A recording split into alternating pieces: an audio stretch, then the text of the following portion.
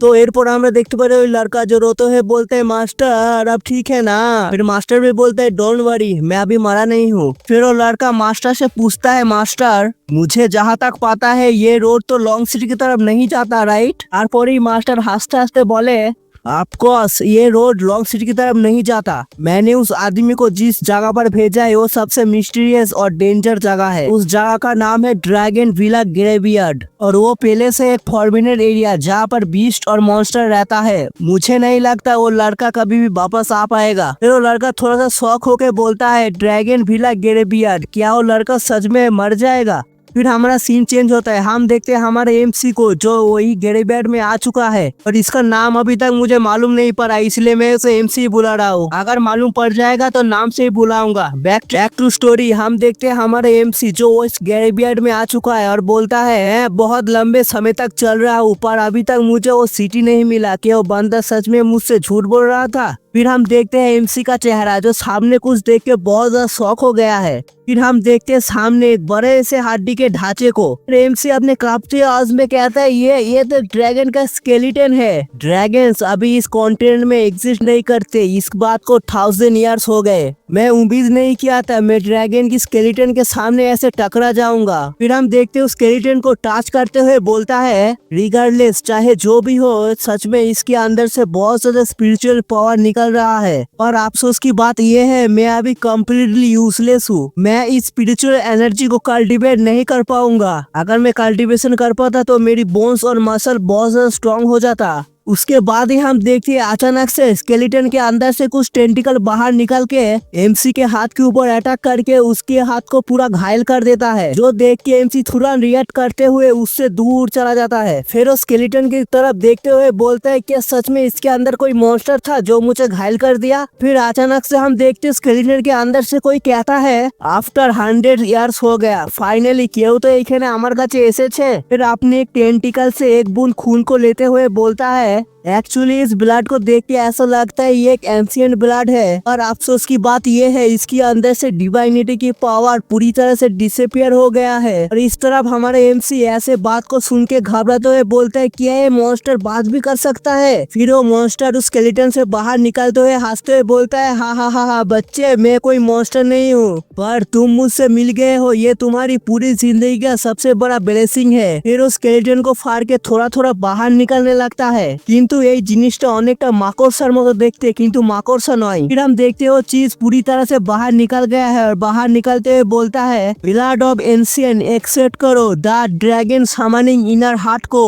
क्या सच में एक ड्रैगन का हार्ट है? ऐसा लगता है एक आग के ऊपर 8 पैर जोड़ दिया गया हो वो भी मकड़ियों का। फिर एमसी भी थोड़ा सा घबराता है बोलता है क्या ड्रैगन समनिंग इनर हार्ट मुझे नहीं चाहिए, इतनी घिनौनी चीज मुझे नहीं चाहिए। फिर वो इनर हार्ट जंप करते हुए एमसी की तरफ बढ़ते हुए बोलता है तुम्हारे पास कोई चॉइस नहीं ये गिफ्ट को एक्सेप्ट करो। फिर हम देखते हैं वो हार्ट सीधा एमसी की तरफ जंप करते है उसकी तरफ बढ़ने लगता है। एमसी भी शॉक होकर बोलता है क्या। फिर हम देखते हैं वो ड्रैगन का इनर हार्ट सीधे एमसी के मुंह के ऊपर चिपक जाता है। फिर हम देखते हैं हमारे एमसी को जो अपनी जी जान लगा के उसको अपने ऊपर से हटाने की कोशिश करने लगता है।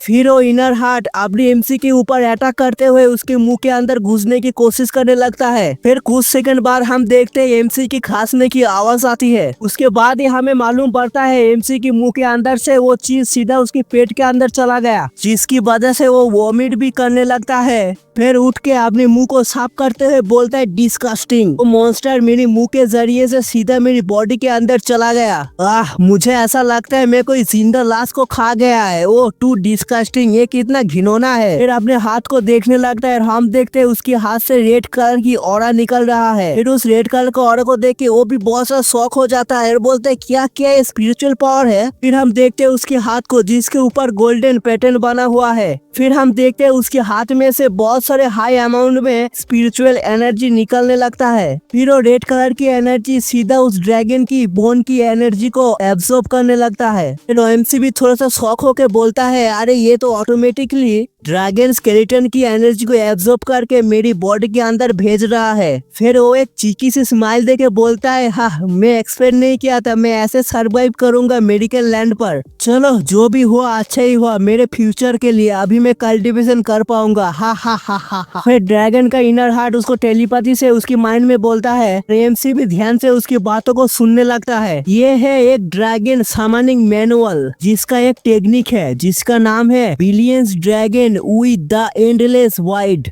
और इस टेक्निक के बारे में इतना ही बताया गया है। आगे हम देखते हैं एमसी को बहुत ज्यादा ही खुश होते हुए बोलता है, अरे बाप रे मुझे लगा नहीं था इतनी छोटी अमाउंट में ड्रैगन पावर को एब्जॉर्ब करने के बाद ही मैं पहुंच गया हूँ क्यूआई स्टेज में। इस टेक्निक की हेल्प से मैं 100 नहीं 1000 नहीं 10,000 नहीं इवन 100,000 तक मॉन्स्टर को एब्जॉर्ब कर सकता हो। फिर हमारे एमसी खुश होते हुए उस ड्रैगन को एब्जॉर्ब करते हुए बोलता है, दिस इज गॉड विल, मैं यानी कि हानजियान मैं एक बार फिर से राइज करूंगा। तो हमारे एमसी का असली नाम है हानजियान।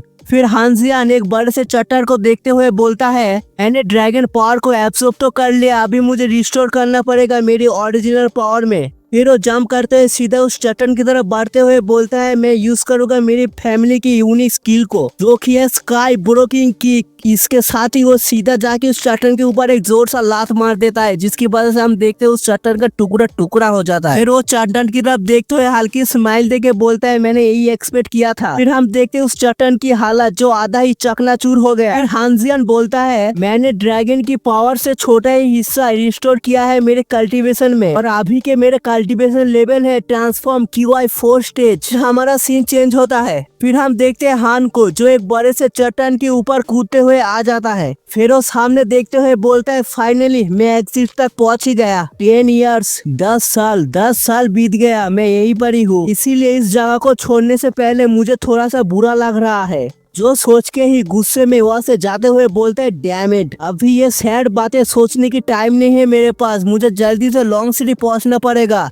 Long city I am coming. और इतना बोलकर ही लॉन्ग सिटी की तरफ सीधा रवाना हो जाता है। तो बस आज के लिए इतना ही। नेक्स्ट चैप्टर में नाइटर वॉइस हमें बताएगा लॉन्ग सिटी जहाँ पर है उस कॉन्टिनेंट के बारे में और उसके साथ ही हानजियान कितना टैलेंटेड और कितना अमेजिंग था। नेक्स्ट चैप्टर सच में बहुत ज्यादा अमेजिंग होने वाला है। अगर मिस नहीं करना चाहते तो सब्सक्राइब करके जाना। और मैं आप सबसे थैंक यू बोलना चाहूंगा मेरे 100 सब्सक्राइब पूरा करने के लिए। आप लोग ऐसे ही सपोर्ट करते जाइए, मैं ऐसे ही वीडियो लाता रहूंगा। और मेरे चैनल में वीडियो तो देखते हैं बहुत लोग, पर वो लोग सब्सक्राइब नहीं करते। 97% लोगों ने सब्सक्राइब नहीं किया। और बस मैं उन लोगों से यही कहना चाहूंगा, मेरी वीडियो अच्छी लगी तो क्या कर रहे हो, सब्सक्राइब करो, शेयर करो, कमेंट के लिख के बताना आप लोगों को मेरी वीडियो कैसी लगी। मैं आपसे मिलता हूँ नेक्स्ट वीडियो में, तब तक के लिए सी यू सून।